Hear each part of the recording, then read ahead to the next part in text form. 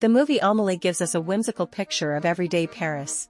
In this work, light is not only a visual element, but also deeply involved in the narrative process. Throughout the film, there is an abundance of warm colors, golds, reds, and oranges, that permeate Amélie's living space, creating a warm, intimate, and slightly surreal atmosphere. At the same time, the film's use of soft lighting softens edges and lends the imagery a dreamlike quality. As the narrative progresses, the color, direction, and texture of the light subtly shift along with Amélie's emotions, further deepening the psychological portrayal of her character. In the following analysis, I will explore how the film constructs Amélie's fantasy world through lighting in several representative scenes. The first sequence is Emily's childhood fantasy time at the beginning of the movie, and it's also the first place in the movie where the light appeared that caught my attention. It's a time of loneliness and rich inner imagination, and the image is softly lit and stylized, with warm amber tones dominating the frame, revealing a nostalgic, surreal atmosphere.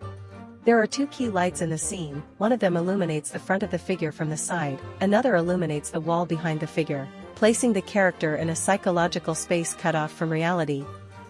The image is dominated by soft light, using a large area of soft light, such as a softbox or diffuse reflective panel, to cover the scene, eliminating hard shadows and mimicking the soft texture of a children's picture book. In addition, the image is treated with an overall warm yellow and greenish coloration, and the unnatural colors and slight overexposure of the image presented through post-toning introduce the viewer to Emily's fantasy world.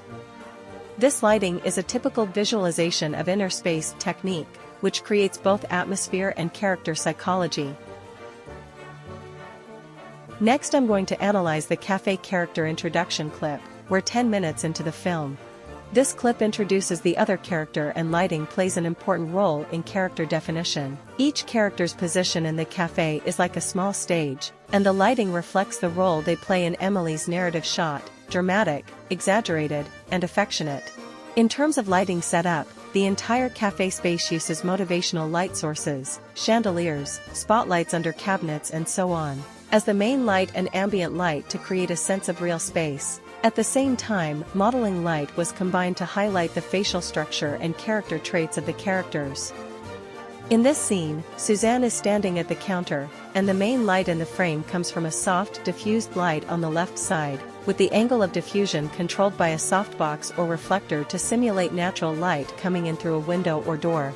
Meanwhile, the even lighting of the background shelves suggests that there is floodlighting at the top to assist in the illumination and ensure that the colors are full. This lighting maintains the natural skin tone and texture of the character's face, while making the character stand out in the slightly darker surroundings and directing the viewer's attention. In the lighting of this scene, the waitress Gina approaches using a shallow depth of field in conjunction with a soft main light in the foreground, and the background light uses a softened light to avoid overexposing the highlights of the lampshade, making it possible to focus on the waitress in the foreground rather than the customers in the background. This type of lighting emphasizes the layers of characters and background, highlighting the characters. In this scene, the male writer Hippolito is drinking wine by the window in a backlit composition where the curtains filter the natural light into a large diffused background light coming in from behind the curtains. The curtain fabric has an excellent diffusion effect, creating a soft background light. The shadows fall on the faces of the figures, which are silhouetted, creating a hard-edged look, even though the light in the shot is predominantly soft. This may sound contradictory, but as you can see in the image, the shadows on the figure's face gradually harden as the camera moves. This is an interesting use of light that feels very natural and is easy to observe under everyday lighting conditions. In Amélie, lighting is more than visual style, it becomes language. It gives depth to loneliness, humor to ordinary lives, and magic to the mundane.